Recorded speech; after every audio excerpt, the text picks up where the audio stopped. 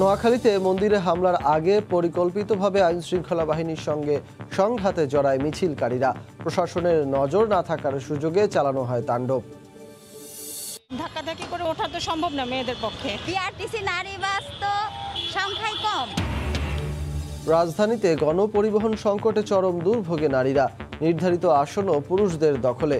যাত্রী সংকটের অজুহাতে বিআরটিসির নির্ধারিত 17টি বাসের 13টি বন্ধ।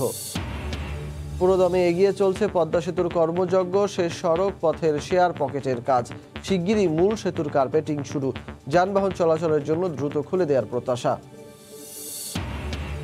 বছরের প্রথম দিন শিক্ষার্থীদের হাতে নতুন বই তুলে দেয়া নিয়ে অনিশ্চয়তা। চুক্তি হয়নি ছাপানোর। পছন্দের প্রতিষ্ঠানকে কাজ পাইয়ে দিতে টালবাহানার অভিযোগ।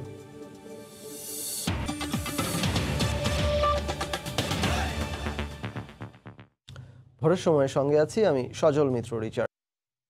নোয়াখালীর চৌমুহনী পৌরসভা এলাকায় সাম্প্রদায়িক সহিংসতার আশঙ্কা থেকেই প্রশাসনের অনুরোধে সকালেই প্রতিমা বিসর্জন দেয়া হয়। এরপরও দুপুরে হামলার সময় সাহায্য চেয়েও পাননি তারা, এমনটাই দাবি মন্দির মণ্ডপের দায়িত্বশীলদের। অন্যদিকে পুলিশ বলছে প্রধান সড়কে আইনশৃঙ্খলা রক্ষা বাহিনীকে সংঘাতে ব্যস্ত রেখেই পরিকল্পিতভাবে গলিতে গলিতে মন্দির ও পূজা মণ্ডপে হামলা চালিয়েছিল দুর্বৃত্তরা। নোয়াখালীর রিপোর্টার সাইফুল্লাহ কামরুলকে সঙ্গে নিয়ে জুলহাস তালুকদারের ক্যামেরায় বক্তিয়ার মুন্নার রিপোর্ট। কুমিল্লায় মন্দিরে কোরআন অবমাননার ঘটনা নিয়ে চরম উত্তেজনার একদিন পর 15 অক্টোবর শুক্রবারই সনাতন ধর্মাবলম্বীদের ছিল প্রতিমা বিসর্জন। তাই সংঘাতের আশঙ্কায় পরিস্থিতি নিয়ন্ত্রণে নোয়াখালী চৌমুহনী পৌরসভা এলাকায়ও 150 পুলিশ সহ বিজিবি র্যাব মাঠে নামে। তবে জুম্মার নামাজ শেষে মিছিলকারীরা চৌমুহনীর প্রধান সড়কেই আইনশৃঙ্খলা বাহিনীর সাথে সংঘর্ষে জড়িয়ে পড়ে। অন্যদিকে একই সময় তারা সেখানকার পাড়ায় মহল্লায় মন্দিরে মন্দিরে পূজা মণ্ডপে হামলা, ভাঙচুর, অগ্নিসংযোগ ও লুটপাট চালায়। 400-500 লোক আমাদের এই মন্দিরে আক্রমণ করেছে। আমাদের টাকা পয়সা, স্বর্ণ অলংকার, প্রয়োজনীয় গুরুত্বপূর্ণ কাগজপত্র ছিল, সেগুলো আমাদের ধ্বংস করে দিয়েছে। বেগমগঞ্জ পূজা উদযাপন পরিষদের সাধারণ সম্পাদকের অভিযোগ, মন্দির মণ্ডপ রক্ষায় প্রশাসনের নজর না থাকায় হামলার সময় কোনো সাহায্য পাওয়া যায়নি। প্রশাসনের সহযোগিতা চেয়েছিলাম, কিন্তু প্রশাসনের বিকার আসতেছে শুধু এটাই বলে শান্তি শৃঙ্খলার জন্য যদি উপযুক্ত ব্যবস্থা নিতেন তাহলে আজকে এই ধরনের পরিস্থিতিতে আমরা সম্মুখীন হতাম না। তবে জেলা পুলিশ সুপারের দাবি, মিছিলকারীরা প্রধান সড়কে আইনশৃঙ্খলা বাহিনীকে ব্যস্ত রাখে। আমরা চেষ্টা করেছি সর্বোচ্চ দিয়ে যে তাদেরকে ঠেকানোর জন্য, কিন্তু তারা এত লোকজন তাৎক্ষণিকভাবে জড়ো হয়ে হাজার হাজার লোক এই পুলিশকে কিন্তু বাধা প্রদান করে, সাথে আমাদের সঙ্গে যারা অন্যান্য আইনশৃঙ্খলা বাহিনী তাদেরকে বাধা প্রদান করে। নোয়াখালীর চৌমুহনী পৌরসভা এলাকায় সাম্প্রদায়িক সহিংসতায় 60টি মন্দির ও 5টি পূজা মণ্ডপে 2 জন নিহত ও আহত হন কমপক্ষে 50 জন। বক্তিয়ার মুন্না, সময় সংবাদ, নোয়াখালী। এদিকে নোয়াখালীর চৌমুহনীতে সাম্প্রদায়িক হামলার ঘটনায় দায়ের করা মামলায় আরও 2 আসামি আদালতে স্বীকারোক্তিমূলক জবানবন্দি দিয়েছে। বৃহস্পতিবার রাতে আসামি আব্দুর রহিম ও মোহাম্মদ আরিফের জবানবন্দি রেকর্ড করেন জেলার senior judicial magistrate Nabanita Guha. Police super ও মোহাম্মদ শহীদুল ইসলাম জানান, আব্দুর রহিম তার জবানবন্দিতে 15 অক্টোবর চৌমুহনীতে বিভিন্ন মন্দিরে ভাঙচুর এবং ইসকন মন্দিরে প্রান্তচন্দ্র দাসকে পেটানোর কথা স্বীকার করেছে। জবানবন্দিতে আরও 27 জনের নাম উল্লেখ করেছে সে। এ নিয়ে চৌমুহনীতে সাম্প্রদায়িক হামলা মামলায় 7 আসামি স্বীকারোক্তিমূলক জবানবন্দি দিয়েছে। এদিকে এ মামলায় নতুন করে আরও 2 জনকে গ্রেফতার করা হয়েছে। কুমিল্লায় ধর্ম অবমাননায় প্রধান অভিযুক্ত ইকবাল হোসেন কক্সবাজারের চকরিয়ার একটি মসজিদ থেকে পবিত্র কোরআন শরীফ চুরি করেছিল। সেখানে মসজিদের খাদেম ও স্থানীয়রা গভীর রাতে তাকে আটক করেন। ওই ঘটনার মোবাইলে ধারণ করা একটি ভিডিও এসেছে সময় সংবাদের কাছে। কি কারণে কোরআন শরীফটি সে নিয়েছিল তা খতিয়ে দেখছে পুলিশ। কুমিল্লা প্রতিনিধি বাহার রায়হানকে সঙ্গে নিয়ে বিস্তারিত জানাচ্ছেন বুলবুল রেজা। 17 অক্টোবর রাত 2:30 কক্সবাজারের চকরিয়ার সবুজ পাহাড় মসজিদের খাদেম আজান শুনতে পান। ঘুম ভেঙে তিনি দেখতে পান মসজিদের মিনারে উঠে আজান দিচ্ছেন অজ্ঞাত এক ব্যক্তি। সন্দেহভাজন ওই ব্যক্তিকে আটকের পর তার কাছে গামছায় পেঁচানো একটি কোরআন শরীফ দেখতে পান। চোর ভেবে তাকে আটক করে রাখা হয়। পরদিন সকালে তাকে স্থানীয়দের হাতে তুলে দেওয়া হয়। সেখানে স্থানীয়দের প্রশ্নের মুখে সন্দেহভাজন ব্যক্তি জানায় তার বাড়ি কুমিল্লা, নাম ইকবাল হোসেন। পুরো বিষয়টি তারা মোবাইলে ভিডিও ধারণ করেন। ইকবাল জানায় 16 অক্টোবর ফজরের নামাজের সময় সে চকরিয়া রোডের একটি মসজিদে প্রবেশ করে। মসজিদের অজুখানায় থাকা একটি গামছা দিয়ে সে পবিত্র কোরআন শরীফটি পেঁচিয়ে বের হয়ে যায়। সবুজ পাহাড় মসজিদের খাদেম ও স্থানীয়রা ইকবালের পরিচয় ও কোরআন শরীফটি তাদের নয় নিশ্চিত হয়ে গামছা ও কোরআন শরীফটি রেখে তাকে একটি পুরাতন শার্ট দিয়ে ছেড়ে দেয়। কক্সবাজারে আটকের সময় ওই শার্টটি তার গায়ে ছিল। রিমান্ডে থাকা ইকবাল হোসেন চকরিয়ার মসজিদ থেকে কোরআন শরীফ নেয়ার কথা স্বীকার করেছে পুলিশের কাছে। সিঁড়িতে বসে কোরআন শরীফ পড়তেছিল, তো লোকজন তাকে তখন এসে আটক করছে। আটক করার পরে তারা মনে করছে যে রোহিঙ্গা হয়তো বা। থানায় ফোন দিয়েছে, তারপরে তাকে বিভিন্নভাবে জিজ্ঞাসাবাদ করেছে। সবাই মনে করছে যে না, জিজ্ঞাসাবাদে সন্তুষ্ট হয়েছে, না এটা রোহিঙ্গা না, বাংলাদেশি আর কি। তো তখন তাকে ছেড়ে দিয়েছে। তো ওইটা আবার ভিডিও করে আমাদের কাছে পাঠিয়ে দিয়েছে। চুরি করা কোরআন শরীফটি কোনো মন্দিরে রাখার পরিকল্পনা ছিল কিনা তা জানার চেষ্টা করছে পুলিশ। বুলবুল রেজা, সময় সংবাদ, কুমিল্লা। কুমিল্লায় কোরআন অবমাননাকে কেন্দ্র করে সহিংসতার ঘটনায় ইকবাল সহ 4 আসামির 5 দিন করে রিমান্ড মঞ্জুর করেছেন আদালত। শুক্রবার দুপুরে Comilla chief judicial magistrate Farhana সুলতানার আদালতে তোলা হয় আসামিদের। এ সময় পুলিশ তাদের 7 দিনের রিমান্ডের আবেদন করলে বিচারক তাদের 5 দিন করে রিমান্ড মঞ্জুর করেন। এর আগে গত 23 অক্টোবর তাদের 10 দিনের রিমান্ডের আবেদনের বিপরীতে 7 দিনের রিমান্ড মঞ্জুর করেছিলেন আদালত। গত 13 অক্টোবর নানুয়া দিঘির পারে পূজা মণ্ডপে কোরআন অবমাননাকে কেন্দ্র করে সহিংসতা হয়। এ ঘটনায় কোতোয়ালি থানায় মামলা হয়।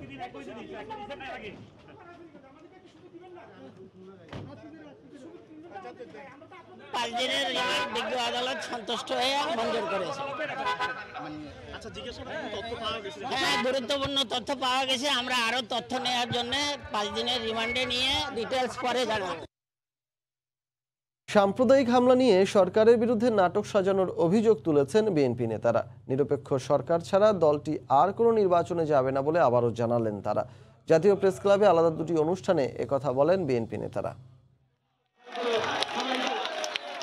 শুক্রবার জাতীয় প্রেস ক্লাবের সামনে নিত্য প্রয়োজনীয় দ্রব্যমূল্যের ঊর্ধ্বগতির প্রতিবাদে মানববন্ধনের আয়োজন করে জাতীয়তাবাদী স্বেচ্ছাসেবক দল। কর্মসূচিতে যোগ দেন ঢাকা ও এর আশপাশের বিভিন্ন জেলার নেতাকর্মীরা। এতে অংশ নিয়ে বিএনপির কেন্দ্রীয় নেতারা বলেন, আওয়ামী লীগ নেতাকর্মীদের সিন্ডিকেটের কারণেই দ্রব্যমূল্য নিয়ন্ত্রণে বর্তমান সরকার ব্যর্থ হয়েছে। আন্দোলনের মাধ্যমে নিরপেক্ষ সরকারের অধীনে নির্বাচন দিতে বর্তমান সরকারকে বাধ্য করা হবে বলেও হুঁশিয়ারি দেন তারা। নির্দলীয় নিরপেক্ষ তত্ত্বাবধায়ক সরকার দিনে অবশ্যই বাংলাদেশে নির্বাচন হবে। বিভিন্ন জায়গায় আওয়ামী লীগের নেতা কর্মীরা পূজা মণ্ডপ ভাঙচুর করেছে, বিভিন্ন জায়গায় বিশৃঙ্খলা সৃষ্টি করছে। সেই বিশৃঙ্খলা আজকে বিএনপির ঘাড়ে চাপানোর জন্য আজকে মিথ্যে মামলা দিচ্ছে, গ্রেফতার করছে। সাম্প্রদায়িক সম্প্রীতি আওয়ামী লীগ যে পরিকল্পিতভাবে ধ্বংস করছে, এটার প্রতিবাদে আমরা একটা সভা করেছিলাম। উল্টো তারা আবার মামলা দিয়েছে আপনার 1600 মানুষের বিরুদ্ধে। এত ভয় পান কেন? ভয় পান এই জন্য যে আপনাদের পায়ের নিচে মাটি নাই। আওয়ামী লীগের সাধারণ সম্পাদক দেশে একটা সুষ্ঠু নির্বাচন হবে এটা দেখতে চান। ভূতের মুখে রাম নাম। এই তিনটা ইলেকশন তারা ধ্বংস করলো। একই দিন জাতীয় প্রেস ক্লাবে একটি বইয়ের প্রকাশনা অনুষ্ঠানে বিএনপি মহাসচিব বলেন, জনগণের সঙ্গে প্রতারণার মাধ্যমে ক্ষমতায় টিকে আছে বর্তমান সরকার। আওয়ামী লীগ সবার আগে তাদের বিচার হবে এই জন্যে যে তারা বাংলাদেশ রাষ্ট্রটাকে একটা পঙ্গু এবং বিকলাঙ্গ একটা রাষ্ট্রে পরিণত করে ফেলেছে। এই দানবীয় সরকারকে সরিয়ে আমাদেরকে একটা সত্যিকার অর্থেই একটা জনগণের সরকার প্রতিষ্ঠা করতে হবে। সারা দেশে বিএনপির 35 লাখ নেতাকর্মীর বিরুদ্ধে মামলা রয়েছে জানিয়ে দলীয় নেতাকর্মীদের ঐক্যবদ্ধ হয়ে মাঠে থাকার আহ্বান জানান মির্জা ফখরুল। তোহা খান তামিম, সময় সংবাদ, ঢাকা।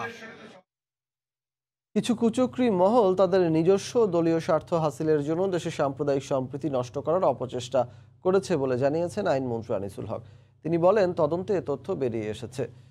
শুক্রবার দুপুরে ব্রাহ্মণবাড়িয়া আখাউড়া উপজেলা পরিষদ মিলনায়তনে ভারতের পক্ষ থেকে উপহার হিসেবে দেয়া অ্যাম্বুলেন্স গ্রহণ অনুষ্ঠানে তিনি একথা বলেন। এ সময় ভারতীয় হাইকমিশনার বিক্রম দোরাইস্বামী পররাষ্ট্র সচিব মাসুদ বিন মোমেন, আইন সচিব গোলাম সারোয়ার, ব্রাহ্মণবাড়িয়া জেলা প্রশাসক ও পুলিশ সুপার সহ বিভিন্ন শ্রেণী পেশার মানুষ উপস্থিত ছিলেন। অনুষ্ঠানে আইনমন্ত্রী বলেন, যতদিন বঙ্গবন্ধুর আদর্শ জীবিত থাকবে ততদিন সাম্প্রদায়িক সম্প্রীতিও জীবিত থাকবে।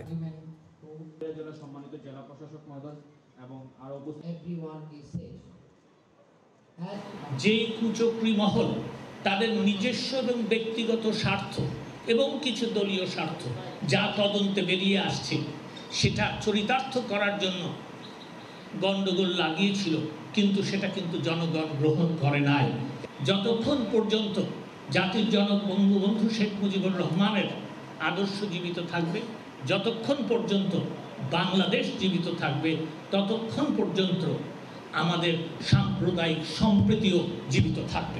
রাজধানীতে নারীদের জন্য বিআরটিসির 17টি বাসের 13টি বন্ধ হয়ে গেছে। অন্যান্য গণপরিবহনে অল্প সংখ্যক আসন সংরক্ষিত থাকলেও তা চাহিদার তুলনায় খুবই কম। বিআরটিসির দাবি, যাত্রী সংকটে বন্ধ করা হয়েছে বাসগুলো। একদিকে গণপরিবহন সংকট, অন্যদিকে বিআরটিসির বাসও বন্ধ। সব মিলিয়ে নারী যাত্রীদের ভোগান্তি চরমে। নাজমুস সালেহির প্রতিবেদন। ঘন্টার পর ঘন্টা অপেক্ষার পর বাস দেখলেই শুরু হয় এমন হুড়োহুড়ি। প্রায় 2 কোটি মানুষের শহর ঢাকায় এমনিতেই গণপরিবহনের সংকট, তার উপর কর্মজীবী নারীদের জন্য নামমাত্র সুযোগও নেই। পুরুষ যাত্রীদের সঙ্গে ধাক্কাধাক্কিতে অনেক সময় বাস তো মেলেই না, বিভিন্ন রকম হেনস্থার শিকারও হন অনেকেই। ধাক্কাধাক্কি করে ওঠা তো সম্ভব না মেয়েদের পক্ষে, এই জন্য উঠলাম না। এখন পরের বাসের জন্য অপেক্ষা করব, অফিসে দেরি হয়ে যাবে। অনেক ভিড় থাকে, ঘাটাঘাটিতে উঠতে পারি না আমরা। আবার যুদ্ধ শেষে বাসে উঠলেও আসনের অভাবে দাঁড়িয়েই থাকতে হয় নারী যাত্রীদের। গণপরিবহনগুলোতে নারীদের জন্য আছে খুবই অল্প সংখ্যক আসন। গাদাগাদি করে অনেক ঝক্কি ঝামেলা নিয়েই গন্তব্যে যেতে হয় তাদের। সবার জায়গায় হয় না, দেখবেন তো অনেক মহিলা দাঁড়ায় আছে। নারী সিটের সংখ্যা যদি আর একটু বাড়ানো হয়, আমার কাছে মনে হয় যে ব্যাপারটা ভালো হয়। এই সমস্যার কথা মাথায় রেখে 17টি নারী বাস চালু করে বিআরটিসি, যার 13টি এখন বন্ধ। তালতলা, নতুন বাজার, মিরপুর, মোহাম্মদপুর রুটে চালু আছে মাত্র 4টি বাস। প্রতিটির গন্তব্যই মতিঝিল। কয়েক লাখ কর্মজীবী নারীর এই শহরে স্বল্প সংখ্যক বাসও থাকে কানায় কানায় পূর্ণ। আসন সংকটের কারণে এই বাসেও যেন ভোগান্তির শেষ নেই তাদের। সব বাসেই যেন আমরা সিট বসে যেতে পারি, এইটাই চাই। বিআরটিসি নারী বাস তো সংখ্যায় কম, আমরা ভিড় ঠেলাঠেলি করে ওঠা, এটা তো অনেক কষ্ট। অথচ বিআরটিসির দাবি, যাত্রী সংকটের কারণে বাসগুলো বন্ধ করা হয়েছে। 4টা বাস আমার এখন চলে, 4টা বাসে কিন্তু আমার লসে চলতেছে। যদি আমাদের লসও হয়, তবু কিন্তু আমরা মহিলা সার্ভিসটা কিন্তু আমরা অব্যাহত রাখবো এবং দিন দিন আমরা এটা বৃদ্ধি করব।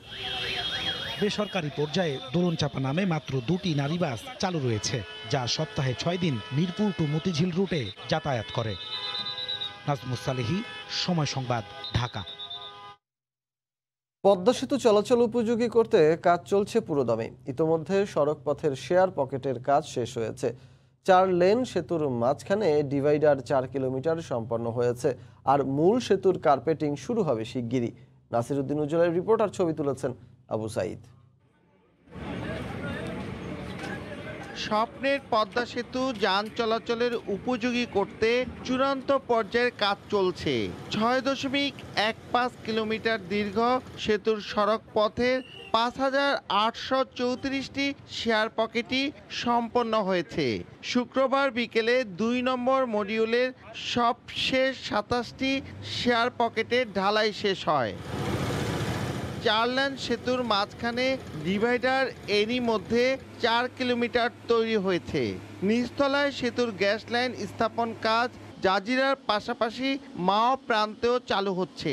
আর শুষ্ক মৌসুম শুরু হতেই মাওয়া প্রান্তে নদী শাসনের কাজ গতি পেয়েছে। ড্রেজিং ডিজাইন লেভেলে হয়ে গেলে ওখানে অ্যাপ্রনে বস্তা ফেলবে, স্লোপে বস্তা ফেলবে, স্লোপে পাথর ফেলবে, আর আপার স্লোপে ব্লক বিছাবে। দুইটাই ইনশাল্লাহ সামনের সিজনে শেষ হয়ে যাবে। জাজিরা প্রান্তের ভায়াডাক্টের 120 মিটার এলাকায় কার্পেটিং হয়েছে। মূল সেতুর কার্পেটিং শুরু হবে শিগগিরই।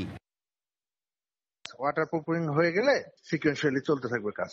এখন ওয়াটারপ্রুফিং চলবে, ওইটার কাজ চলবে, এইভাবে রেগুলারলি শুরু হয়ে যাবে।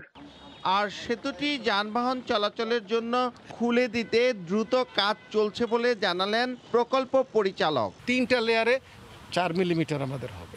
এটা দেওয়ার পরে তখন আমরা ফার্স্ট লেয়ার অ্যাসফল্ট করব, সেকেন্ড লেয়ার এক্সপোর্ট করব, তারপরে পর্যায়ক্রমে রোড মার্কিং আর তার লাইটিং টাইটিংয়ের কাজগুলো হবে। তো এটা আশা করছি 3 থেকে 4 মাসের মধ্যেই 2 লেয়ারে এটা কমপ্লিট করা সম্ভব হবে। সেতুর রেলিংয়ে ৬,৪৭৩টি প্যারাপেট ওয়াল স্থাপন হয়ে গেছে, বাকি মাত্র ১,৩৮০টি। পদ্মা সেতুর সার্বিক অগ্রগতি ৮৮%, আর মূল সেতুর অগ্রগতি ৯৫%। মুন্সিগঞ্জের মাওয়া থেকে নাসির উদ্দিন উজ্জ্বল, সময় সংবাদ। আগামী বছর উত্তরা থেকে মতিঝিল পর্যন্ত চালু করতে না পারলে উত্তরা থেকে আগারগাঁও রুট ধরেই চলাচল শুরু করবে দেশের প্রথম মেট্রো রেল। কর্তৃপক্ষ বলছে, কারওয়ান বাজারে টার্ন করার ব্যবস্থা থাকলেও কারিগরি কারণেই আগারগাঁও কিংবা মতিঝিলের বাইরে কোনো স্টেশন চালু করা সম্ভব নয়। যদিও এখন উত্তরা থেকে মতিঝিল পর্যন্ত চালুর কথাই ভাবা হচ্ছে। বাবুল হোসেনের ছবিতে রাশেদ লিমনের রিপোর্ট। এমআরটি লাইন 6-এর হাত ধরেই মেট্রো রেলের যুগে পা দিচ্ছে বাংলাদেশ। শুরু থেকেই এই প্রকল্প 2টি ভাগে ভাগ করে কাজ করছে কর্তৃপক্ষ। প্রথম অংশ উত্তরা থেকে আগারগাঁও, পরের অংশ আগারগাঁও থেকে মতিঝিল। উত্তরা থেকে আগারগাঁও 11.73 কিলোমিটার ভায়াডাক্টে 9টি স্টেশন। এই অংশে প্রথম 4টি স্টেশনে শুরু হয়েছে ট্রায়াল রান। প্যাকেজ 1-এর সার্বিক অগ্রগতি 84.58%। অন্যদিকে আগারগাঁও থেকে মতিঝিল পর্যন্ত 8.11 কিলোমিটার পথে 7টি স্টেশন নিয়ে ফার্মগেট, কারওয়ান বাজার, প্রেস ক্লাব হয়ে এগিয়েছে মতিঝিলের পথে। এই অংশের কাজ এগিয়েছে 60%-এর বেশি। 18.652 কিলোমিটার ভায়াডেকের কাজ কিন্তু আমরা ইতিমধ্যে শেষ করে ফেলেছি। কর্তৃপক্ষের এবারের টার্গেট আগামী বছরই বাণিজ্যিক যাত্রা। আপাতত প্রথম লক্ষ্য উত্তরা থেকে মতিঝিল, তবে তা সম্ভব না হলে প্রাথমিক যাত্রা উত্তরা থেকে শুরু হয়ে শেষ হবে আগারগাঁওয়ে। যদিও কাজের অগ্রগতি বলছে চাইলেই সেই সময়ে কারওয়ান বাজার পর্যন্ত যাওয়া যায়। সেক্ষেত্রে কারওয়ান বাজার টার্নওভার থাকলেও ট্রেন চলাচলের পুরো সিস্টেম 2টি প্যাকেজে বিভক্ত হওয়ায় হয় মতিঝিল, না হয় আগারগাঁওতেই থামতে হবে তাদের। যেই সফটওয়্যারে ট্রেনটা চলবে সেই সফটওয়্যারটা কারওয়ান বাজার পর্যন্ত না, তার একটা অংশ হচ্ছে আগারগাঁও পর্যন্ত, দ্বিতীয়টা হচ্ছে মতিঝিল পর্যন্ত। প্রকল্প সংশ্লিষ্টরা বলছেন আগামী বছরই এই প্রকল্প উদ্বোধন করার পরিকল্পনা রয়েছে তাদের। সেক্ষেত্রে উত্তরা থেকে আগারগাঁও পর্যন্ত চালু হলেও বাকি অংশ অর্থাৎ মতিঝিল পর্যন্ত চালু করতে নির্ধারিত সময় অর্থাৎ 24 সাল পর্যন্ত তাদের অপেক্ষা করতে হবে না, সেটি হলফ করেই বলা যায়। রাশেদ লিমন, সময় সংবাদ, ঢাকা। বই উৎসবের বাকি আর মাত্র 60 দিন, কিন্তু এখনও মাধ্যমিক স্তরে 48% বই ছাপানোর জন্য চুক্তি করতে পারেনি জাতীয় শিক্ষাক্রম ও পাঠ্যপুস্তক বোর্ড। নিয়ম অনুযায়ী চুক্তি হওয়ার পরে ছাপানোর জন্য আরও 70 দিন সময় পাবেন মুদ্রণ প্রতিষ্ঠান। এতে নতুন বছরের প্রথম দিনই শিক্ষার্থীদের হাতে বই পৌঁছানো নিয়ে শঙ্কা তৈরি হয়েছে। অভিযোগ উঠেছে, পছন্দের প্রতিষ্ঠানকে কাজ দিতে গিয়ে বই উৎসবকে হুমকির মুখে ফেলেছে এনসিটিবি। তবে এনসিটিবি বলছে নির্ধারিত সময়ের মধ্যেই পৌঁছে যাবে পাঠ্যপুস্তক। শাকির আহমেদের রিপোর্ট। 2010 সাল থেকে বছরের প্রথম দিন কোটি কোটি শিক্ষার্থীর হাতে পাঠ্যপুস্তক তুলে দিয়ে সারা বিশ্বে এক অনন্য নজির স্থাপন করেছে বাংলাদেশ। এমনকি মহামারীর বছরেও ধারাবাহিকতা অব্যাহত ছিল। অথচ নতুন বছরের 1 জানুয়ারি 4 কোটি শিক্ষার্থী নতুন বই পাবে কিনা এ নিয়ে তৈরি হয়েছে জটিলতা। 2022 সালের প্রাথমিক পর্যায়ের 10 কোটি বইয়ের মধ্যে এখন পর্যন্ত ছাপানোর কাজ শেষ হয়েছে মাত্র 30% পাঠ্যপুস্তকের, আর মাধ্যমিক পর্যায়ের 25 কোটির মধ্যে 10% ছাপানোর কাজ কেবল শুরু হয়েছে। হাতে মাত্র 2 মাস সময়। মাধ্যমিক স্তরের অর্ধেক বই ছাপাতে এখন পর্যন্ত কোনো চুক্তিই হয়নি। প্রক্রিয়া অনুযায়ী চুক্তির পর হবে নোটিফিকেশন অফ অ্যাওয়ার্ড। এরপর 70 দিন সময় পাবেন ছাপাখানার মালিকরা। আজকে থেকে ওদের ধরি আমার হাতে তো 70 দিন নেই, তা আরো ধরেন 15 দিন পরে তারা ওয়ার্ক অর্ডার পাবে, কাজ শুরু করবে। কিভাবে এই শিক্ষাবর্ষের প্রথম দিনে বই দেওয়া সম্ভব? কোনোভাবেই সম্ভব নয়। অভিযোগ উঠেছে প্রাথমিক স্তরের 10 কোটি বইয়ের মধ্যে একটি মুদ্রণ প্রতিষ্ঠানকেই 3 কোটি বইয়ের ছাপার কাজ দিতে গিয়ে যত বিপত্তি। এই টেন্ডারের শর্তটি পরিবর্তন করে লক্ষ লক্ষ কোমলমতি ছাত্রছাত্রীকে জিম্মি করে একটি মাত্র প্রতিষ্ঠানকে লাভবান করার জন্য এই ডিলেটা হলো। দরপত্রে বারবার শর্ত পরিবর্তন সহ নানা কারণে ছাপানোর কাজে দেরি হচ্ছে স্বীকার করলেও এনসিটিবির দাবি বছরের প্রথম দিনেই বই পাবেন শিক্ষার্থীরা। জানুয়ারি 1 তারিখে তাদের হাতে বই আমরা পৌঁছে দিব এবং সেটার জন্য কোনো দুশ্চিন্তা বা দ্বিধাগ্রস্ত হওয়ার কিছু নেই। প্রাথমিক পর্যায়ের 32% বই ছাপানো শেষে জেলা ও উপজেলা পর্যায়ে পাঠিয়ে দেওয়া হয়েছে বলে এনসিটিবির পক্ষ থেকে জানানো হলেও মাধ্যমিক পর্যায়ের বই ছাপানোর অগ্রগতি নিয়ে কিছুই জানাতে পারেনি তারা। 2022 সালে দেশের 4 কোটি শিক্ষার্থীর হাতে 35 কোটি বই তুলে দেওয়ার মাধ্যমে এবারের বই উৎসব উদযাপনের পরিকল্পনা করছে সরকার। তবে এনসিটিবির বারবার দরপত্র আহ্বান ও সংশোধন সহ নানা জটিলতায় ঠিক সময়ে বই ছাপার কাজ শেষ হবে কিনা এ নিয়ে শঙ্কা থেকেই যাচ্ছে। শাকির আহমেদ, সময় সংবাদ, ঢাকা। শিক্ষার্থীদের সুযোগ্য নাগরিক হিসেবে গড়ে তুলতে শিক্ষা ব্যবস্থায় নতুন কারিকুলাম তৈরি করা হচ্ছে বলে জানিয়েছেন শিক্ষামন্ত্রী ডাক্তার দীপু মনি। তথ্য প্রযুক্তির অপব্যবহার রোধে এখনই সচেতনতা বাড়ানোর প্রয়োজন বলেও জানান মন্ত্রী। দুপুরে চাঁদপুরের হাজীগঞ্জ উপজেলা পরিষদ মিলনায়তনে সম্প্রীতি সমাবেশ শেষে সাংবাদিকদের তিনি একথা বলেন। পারিবারিকভাবে, সামাজিকভাবে, আমাদের শিক্ষা ব্যবস্থায়, রাজনীতিতে সকল ক্ষেত্রে একটা সচেতনতা তৈরি করতে হবে যে আমাদের নতুন প্রজন্ম যেন তথ্য প্রযুক্তি, বিজ্ঞান এগুলোর যেন সঠিক ব্যবহার করে, এগুলোর যেন অপব্যবহার না করে। জ্ঞানের সঙ্গে সঙ্গে, দক্ষতার সঙ্গে সঙ্গে মূল্যবোধের শিক্ষা দিতে হবে। তাদেরকে সফট স্কিলসও শেখাতে হবে, মূল্যবোধও শেখাতে হবে। পাটুরিয়ায় উল্টে যাওয়া ফেরি উদ্ধারে তেমন কোনো অগ্রগতি নেই। উদ্ধারকারী জাহাজ প্রত্যয়কে মাঝপথে ফেরত পাঠিয়ে এখন জাহাজ হামজার সঙ্গে যোগ দিতে পাঠানো হচ্ছে রুস্তমকে। তবে বিআইডব্লিউটিএ বলছে হামজা ও রুস্তমের পক্ষে ফেরি ওঠানো সম্ভব নয়। পাটুরিয়া ঘাটে 3 দিন ধরে পানিতে উল্টে আছে আমানত শাহ ফেরি। প্রায় 1000 টনের ফেরিটি উদ্ধারে সম্বল 60 টনের জাহাজ হামজা। ডুবে যাওয়া 17টি যানবাহনের মধ্যে এখনও তলিয়ে আছে বেশ কয়েকটি ট্রাক। নারায়ণগঞ্জ থেকে ছেড়ে আসা 250 টন ওজনের উদ্ধারকারী জাহাজ প্রত্যয় দুর্ঘটনার 2 দিন পর বৃহস্পতিবার রাতে পদ্মা সেতুর কাছে মুন্সিগঞ্জের শিমুলিয়া ঘাটে পৌঁছানোর পর ফেরত পাঠিয়ে দেওয়া হয়। তবে উদ্ধার কাজে হামজার সঙ্গে যোগ দিতে এবারও মাত্র 50 টনের রুস্তম যাচ্ছে। পদ্মা সেতুর নিচ দিয়ে চলাচল ঝুঁকিপূর্ণ এবং জাহাজটি ধীরগতি হওয়ায় এই সিদ্ধান্ত বলে জানান প্রত্যয়ের পাইলট। প্রত্যয় মূলত স্পিড কম, পৌঁছাতে দেরি হবে এবং পদ্মা সেতু পার হওয়া ঝুঁকিপূর্ণ। এর আগে শুক্রবার সকালে 3য় দিনের মতো শুরু হয় উদ্ধার অভিযান। তবে হামজা কিংবা রুস্তমের ভরসায় না থেকে বিকল্প হিসেবে উদ্ধার কাজের জন্য একটি বেসরকারি কোম্পানির সঙ্গে আলোচনা চলছে বলে জানিয়েছে বিআইডব্লিউটিএ। 600 টনের বেশি উত্তোলন ক্ষমতা সম্পন্ন কোনো উদ্ধারকারী জাহাজ নেই এবং রুস্তম হামজা দ্বারা এটা উত্তোলন করা সম্ভব নয়। বিআইডব্লিউটিসি একটি প্রাইভেট অর্গানাইজেশনের সাথে যোগাযোগ করেছে, অর্থাৎ কন্ট্যাক্ট করেছে। এদিকে দুর্ঘটনায় কবলিত ফেরিতে থাকা ট্রাকগুলো উদ্ধার করে পদ্মাপাড়ে পানিতে রাখায় যন্ত্রাংশ বিকলের আশঙ্কা ট্রাক মালিক ও ব্যবসায়ীদের। দুর্ঘটনার জন্য তারা দায়ী করছেন ফেরি সংশ্লিষ্টদের। নদীর মাঝখানে ছিল ওগুলা নিয়ে আবার এই নদীর সাইডেই নদীর ভিতরেই রাখতেছে। আমাদের গাড়ির পার্টসগুলো নষ্ট হয়ে যাচ্ছে, গাড়ির ভিতরে যে মালগুলো ছিল মালগুলো নষ্ট হয়ে যাচ্ছে। মাস্টার ড্রাইভার তাদের গাফিলতির কারণে এখানে দুর্ঘটনা ঘটছে। বুধবার সকালে পাটুরিয়ার 5 নম্বর ঘাটে 17টি বড় যানবাহন ও কয়েকটি মোটরসাইকেল নিয়ে ডুবে যায় আমানত শাহ ফেরি। ফারিয়া ফারজানা, সময় সংবাদ। এই মুহূর্তে পাটুরিয়া ঘাটে আছেন সহকর্মী মোহাম্মদ ইউসুফ আলী। সরাসরি চলে যাব তার কাছে। ইউসুফ,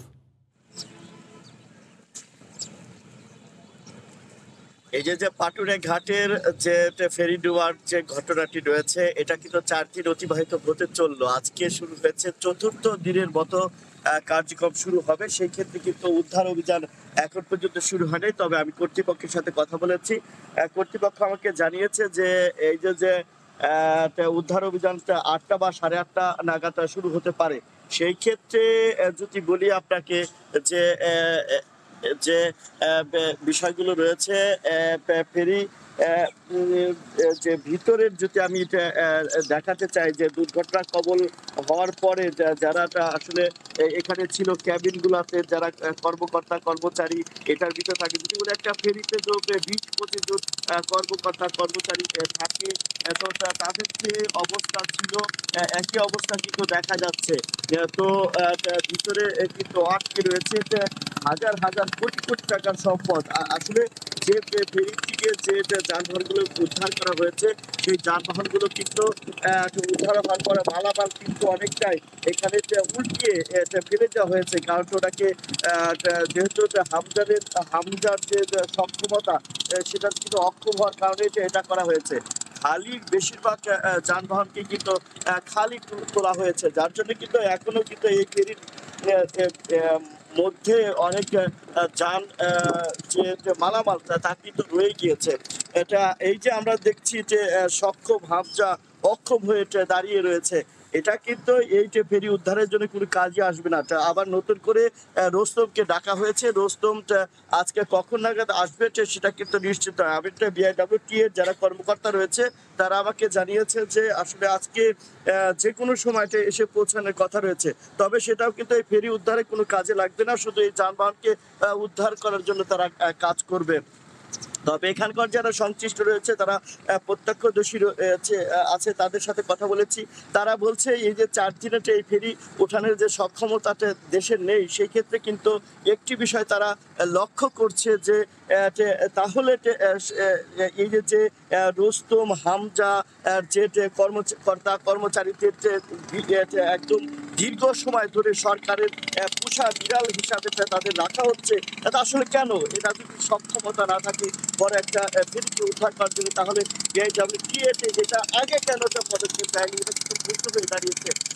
অন্যদিকে কিন্তু এই যে গাফুলতি কিন্তু পুরা চিত্রই আমরা প্রত্যক্ষদর্শী এবং যারা স্থানীয় রয়েছে, যারা এখানে ঘটনার সময় ছিল এবং কি গরুর ভিতরে ছিল যেহেতু শ্রমিক, তাদের সাথে আমি কথা বলেছি। আমি একদম দায়িত্ব নিয়ে বলছি, সবাই কিন্তু একটি কথাই বলছে যে এই যে ফেরির যারা শ্রমিক রয়েছে, যারা যান্ত্রিক নিয়ে কাজ করে, যারা যন্ত্র চালায়, অর্থাৎ এই ফেরির যারা চালক রয়েছে এবং কি সুগান মাস্টার, সেই ক্ষেত্রে কিন্তু এই যে লোকজন তাদের কিন্তু তারা দায় করছে একদম তারা নিশ্চিত হয়ে বলছে। আর অন্যদিকে যারা এই যে ভুক্তভোগী রয়েছে হাজার হাজার কোটি কোটি টাকার সম্পদ মালামাল এবং ব্যবসায়ীরা, তারা বলছে সারা বছর যেমন মানিকগঞ্জের এবং মুন্সিগঞ্জের এই দুইটাই কিন্তু নৌপথ বাংলাদেশের সবচেয়ে বড়, তারা কিন্তু ভোগান্তির শিকার হচ্ছে এবং কি তারা লসের সম্মুখীন হচ্ছে এবং কি এই যে দুর্ঘটনায় কিন্তু তারা একটা ক্ষতিপূরণ চাচ্ছে। সেই ক্ষেত্রে ক্ষতিপূরণটা সরকারের পক্ষ থেকে দেওয়া হবে কিনা সেটা সরকারের সিদ্ধান্ত, কিন্তু এখানকার যারা প্রেক্ষাপট আমরা দেখতে পাচ্ছি তারা কিন্তু সকলেই একটি কথাই বলছে, যাদের কিন্তু তারা নিঃস্ব হয়ে যাচ্ছে। অন্যদিকে এই যে হামজা রোস্তম যে যদি না হয় তাহলে এই ফেরিটার কি অবস্থা হবে? এই কোটি কোটি টাকার সম্পদ এখানে পড়ে রয়েছে এবং কি যদি বলি যে এখানকার যারা দায়িত্বপ্রাপ্ত এই ফেরিতে যারা নিয়োজিত ছিল, অর্থাৎ আমানত শাহ ফেরির ভিতরে, তারাও কিন্তু 20 থেকে 25 জন এখানে স্টাফ রয়েছে। এই যে দীর্ঘ একটা সময়, দীর্ঘ একটা জায়গা আজকে 4 দিন চললো এবং কি বিআইডব্লিউটি এর যে যিনি চেয়ারম্যান রয়েছে তার সাথেও আমার কথা হয়েছে। তিনি বলছেন আসলে এই ফেরিটি তাদের উদ্ধার করা তাদের সম্ভব না, তবে তারা রোস্তমকে আনছে। শুধু এই যে ভিতরের যে যানবাহনগুলো রয়েছে এখনো 10-12টি মোটর সাইকেল এবং 2টি ট্রাক রয়েছে, যা উদ্ধারের জন্য কিন্তু রোস্তমকে আনা হচ্ছে। তবে সেটাও কিন্তু পর্যায়ক্রমে হামজা কাজ করবে এবং হামজা একটু বিশ্রাম নিবে, তখন আবার রোস্তম কাজ করবে। এই ছিল আমার কাছে পাটুরিয়া ঘাট থেকে রিচার্ড সর্বশেষ খবর। ইলিশে ভরপুর এখন মুন্সিগঞ্জের মাওয়া মৎস্য আড়তগুলো। ছুটির দিনে আজ ক্রেতা বেশি হওয়ায় দাম বেশি। চাহিদার সুযোগে বড় ইলিশের দাম কেজি প্রতি বেড়ে গেছে 300 টাকা পর্যন্ত। নাসির উদ্দিন উজ্জ্বলের রিপোর্ট আর ছবি তুলেছেন আবু সাইদ। রূপালী ইলিশের সয়লাভ পদ্মাপাড়ে মুন্সিগঞ্জের মাওয়া আড়ত। 22 দিনের নিষেধাজ্ঞা শেষে প্রথম সাপ্তাহিক ছুটির দিনেই এখানে ক্রেতাদের উপচে পড়া ভিড়। দামেও যেন আগুন। প্রকারভেদে প্রতি কেজি ইলিশ বিক্রি হচ্ছে 500 থেকে 1400 টাকা পর্যন্ত। এতে জেলে আর আড়তদাররা খুশি হলেও অসন্তুষ্ট ক্রেতারা। মাছে তারপরে একটু ডিম আছে, কিন্তু বড় অনেক প্রচুর পরিমাণ মাছ পাওয়া যায়। পদ্মায় জাল ফেলেলেই মাছ পাওয়া যায়। মাছে অনেক টেস্টি, আর শুক্রবারের দিন অনেক তেতাইছে। ইলিশ হয়েছে 1400 টাকা কেজি। একদিনের ব্যাপারে ইলিশ মাছের কেজিতে 300 টাকা বাড়ছে। শুক্রবারে আসলাম এখানে একটু সেফটে মাছ নেওয়ার জন্য, কিন্তু এখানে আসি দেখি যে মাছের রেট আরও বেশি। তাহলে কিভাবে সম্ভব আমাদের দ্বারা? দেখতে ফ্রেশ মাছ, অনেক সুন্দর মাছ, হ্যাঁ, কিন্তু খাইতে তো পারতেছি না, মাছের দাম বেশি। এদিকে হাটের নানা সমস্যার কথা জানিয়ে স্থায়ী সমাধানের দাবি জানালেন আড়তদাররা। পদ্মা সেতু কর্তৃপক্ষ আমাদেরকে 15 দিনের একটা নোটিশ দিছে 5/11-তে উঠা যাওয়ার জন্য। আমরা এখন কোথায় যাব? জায়গাও নাই, আমাদের কোনো আমরা জায়গা পাই না, আমাদের দেখেও না। সরকারের কাছে আবেদন, আমাদের সুব্যবস্থা করা হোক। প্রতিদিন এই হাটে 29টি আড়তের মাধ্যমে প্রায় কোটি টাকার মাছ বেচা কেনা হয়। নাসিরউদ্দিন উজ্জ্বল, সময় সংবাদ, মুন্সিগঞ্জ। দেশের প্রাচীন জংশনগুলোর একটি সান্তাহার। 140 বছরের পুরনো এই রেল জংশনের ভবনগুলো নষ্ট হওয়ায় ঝুঁকি আর আতঙ্কের মধ্যেই চলছে কার্যক্রম। জং আর মরিচায় নষ্ট টিন শেড দিয়ে পানি পড়ায় প্ল্যাটফর্মে যাত্রীদের পোহাতে হয় চরম দুর্ভোগ। কর্মকর্তারা বলছেন, বেহাল এ জংশন সংস্কারে বারবার তাগিদ দিয়েও মিলছে না প্রতিকার। উত্তর পশ্চিমাঞ্চলের গুরুত্বপূর্ণ এই রেল জংশনটি আধুনিক সেবার আওতায় আনার দাবি যাত্রীদের। নওগাঁ থেকে MR রকির রিপোর্ট, আর ক্যামেরায় ছিলেন রকিবুল ইসলাম। উত্তর পশ্চিমাঞ্চলের অন্যতম রেল জংশন সান্তাহার। প্রায় 1.5 শতাব্দীর ঐতিহ্য লালন করা জংশনটি নানা সংকটে চলছে খুঁড়িয়ে খুঁড়িয়ে।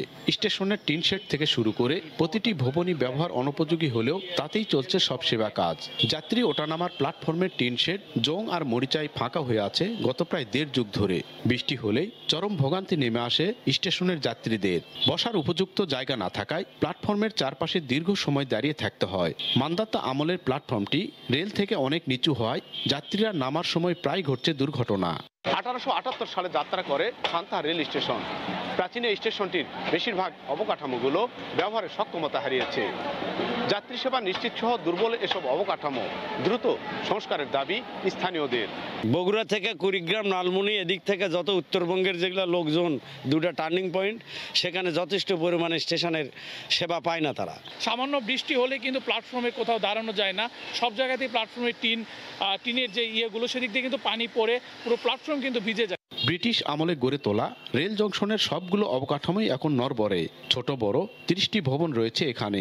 লাল ইটের এসব ভবনে বারবার চুনকামের মাধ্যমে জোড়াতালি দিয়ে ঝুঁকির মধ্যে কাজ করার কথা বলছেন কর্মকর্তারা। ঝুঁকির ভিতর দিয়ে আসি আর কি, বিভিন্ন জায়গায় ফেটে গেছে, তারপরে রড বাড়াইছে, সরে গেছে, দেওয়াল ফেটে গেছে।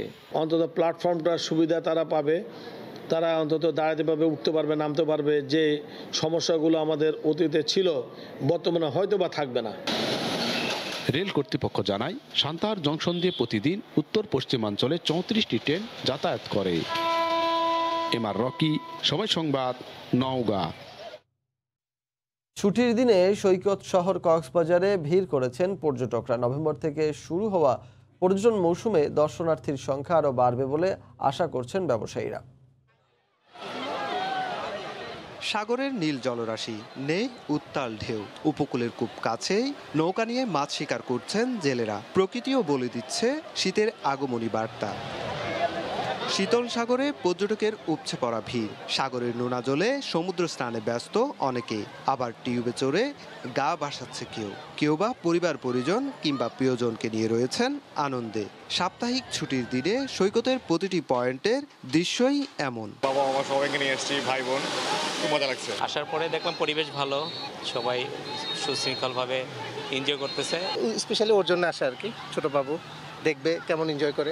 শীত মৌসুম শুরুর আগেই বাড়ছে পর্যটকের আগমন। তবে নভেম্বর মাস থেকে পর্যটকের ভিড় বাড়বে বলে আশা পর্যটন ব্যবসায়ীদের। পর্যটকের আগমন বেড়েছে, তো আমরা আশা করছি সামনের যেহেতু সিজনও শুরু হচ্ছে, আমরা ভালো কিছু আশা করছি আগামী সিজনগুলোতে আমাদের পর্যটকরা আসবেন। আর ট্যুরিস্ট পুলিশ জানিয়েছে, পর্যটকের আগমন বাড়তে থাকায় সৈকত সহ পর্যটন কেন্দ্রে নিরাপত্তা জোরদার করা হয়েছে। প্রতিটা পয়েন্টে সবসময় টহলে আছি, পর্যটকরা যাতে জোয়ার ভাটার সময়টা জানতে পারে, সেক্ষেত্রে আমরা বিশেষ মাইকিং এর ব্যবস্থা করা হয়েছে। পর্যটকরা কক্সবাজার সমুদ্র সৈকত, ইনানি, হিমছড়ি, দরিয়ানগর ঘুরে বেড়ালেও টেকনাফ সেন্ট মার্টিন নৌ রুটে পর্যটকবাহী জাহাজ চলাচল শুরু না হওয়ায় যেতে পারছেন না প্রবাল দ্বীপ সেন্ট মার্টিনে। সুজাউদ্দিন রুবেল, সময় সংবাদ, কক্সবাজার। ইতালিতে আবারও বাড়ছে করোনা সংক্রমণ। গত সপ্তাহের তুলনায় চলতি সপ্তাহে করোনা সংক্রমণের হার প্রায় ৪৫% বেশি। গেল ২৪ ঘন্টায় দেশটিতে আক্রান্তের সংখ্যা বৃদ্ধি পেয়েছে ৫,০০০-এর বেশি। বিস্তারিত ইতালির ভেনিস থেকে মাকসুদ রহমানের পাঠানো তথ্য ও ছবি নিয়ে রিপোর্টে। ইতালিতে হঠাৎ করেই বেড়েছে করোনা সংক্রমণ। দেশটির গণস্বাস্থ্য ও তথ্য গবেষণা প্রতিষ্ঠান জিম্বে ফাউন্ডেশন জানিয়েছে, গত সপ্তাহের তুলনায় চলতি সপ্তাহে প্রায় ৪৫% বেশি মানুষ আক্রান্ত হয়েছেন। প্রায় ৭.৫% বেড়েছে করোনা রোগীর হাসপাতালে ভর্তি। আক্রান্তের সংখ্যা ১,৫০,০০০ জন অতিক্রম করলে নিয়মানুসারে ওই অঞ্চলটি নিম্ন হলুদ জোনে প্রবেশ করবে। এতে করে মানুষের চলাফেরায় নতুন বিধিনিষেধ আরোপ করবে প্রশাসন। ইতালিতে প্রায় ২ লাখ প্রবাসী বাংলাদেশির বসবাস। নতুন করে আক্রান্তের হার বৃদ্ধির খবরে চিন্তিত স্থানীয়দের পাশাপাশি প্রবাসী বাংলাদেশিরাও। ইতালির করোনা পরিস্থিতি অনেকটা ভালোর দিকে ছিল, কিন্তু এখন অনেকটা খারাপ দিকে চলে যাচ্ছে, কারণ আমরা অনেকেই সচেতন না, সেক্ষেত্রে অনেকটা খারাপের দিকে চলে যাচ্ছে। সেক্ষেত্রে আমাদের সবাইকে ইতালির স্বাস্থ্যবিধি মেনে চলা উচিত। ইতালিতেও সংক্রমণ বৃদ্ধি পাচ্ছে, তাই আমি আমার বাংলাদেশি কমিউনিটির সকল বাংলাদেশি ভাই বোনদেরকে অনুরোধ করব, আপনারা সবাই স্বাস্থ্যবিধি মেনে চলবেন। বর্তমানে ১২ বছরের বেশি ইতালীয় জনসংখ্যার ৮৬% অন্তত এক ডোজ টিকা গ্রহণ করেছেন। সেই সঙ্গে ৮২% সম্পূর্ণরূপে টিকার আওতায় এসেছে। দেশটিতে এখন পর্যন্ত প্রায় ৪৭ লাখেরও বেশি মানুষ করোনা ভাইরাসে আক্রান্ত হয়েছেন এবং মারা গেছেন প্রায় ১,৩২,০০০। সময় সংবাদ, ইতালি। করোনার ধাক্কা সামলে এখনও স্বাভাবিক হয়নি ইউরোপের দেশ জার্মানির অর্থনীতি। এরই মধ্যে বাড়ছে মূল্যস্ফীতি। তারপরও ইতিবাচক মনোভাব নিয়েই কেনাকাটা সারছেন দেশটির নাগরিকরা। তবে মূল্যস্ফীতি এভাবে বাড়তে থাকলে যে কোনো সময় ভোক্তারা ক্ষোভ জানাতে পারেন বলে সতর্ক করেছে গবেষণা সংস্থা জিএফকে। ঊর্ধ্বমুখী মূল্যস্ফীতির কবলে পড়েছে ইউরোপের শীর্ষ ও বিশ্বের চতুর্থ বৃহত্তম অর্থনীতির দেশ জার্মানি। তবে তা নিয়ে খুব একটা মাথা ব্যথা নেই বিপণী বিতানে আসা দেশটির নাগরিকদের। ২,০০০ জার্মান নাগরিকের উপর চালানো জরিপের পর জিএফকে জানায়, মূল্যস্ফীতি নিয়ে চলতি মাসের শুরুর দিকে ইতিবাচক মনোভাব ছিল 0.4 পয়েন্টে। ২৭ অক্টোবর এসে তা বেড়ে দাঁড়িয়েছে 0.9 পয়েন্টে। সংস্থাটি জানিয়েছে, সরবরাহ সংকটের আশঙ্কায় দাম নিয়ে ভাবনার চেয়ে দরকারি পণ্য পাওয়ার দিকেই বেশি মনোযোগ ভোক্তাদের। করোনার ধাক্কায় বিপর্যস্ত জার্মান নাগরিকদের আয় উপার্জন এখনো স্বাভাবিক হয়নি। ক্রয় ক্ষমতা না বাড়লেও বড়দিনকে সামনে রেখে তাদের কেনাকাটার প্রবণতা বেড়েছে। অনেকেই জানিয়েছেন, এখন কিনে রাখাই ভালো, না হলে ক্রিসমাসের আগ মুহূর্তে হয়তো দরকার মতো কিছু পাবো না, আর পেলেও দাম বেড়ে যেতে পারে।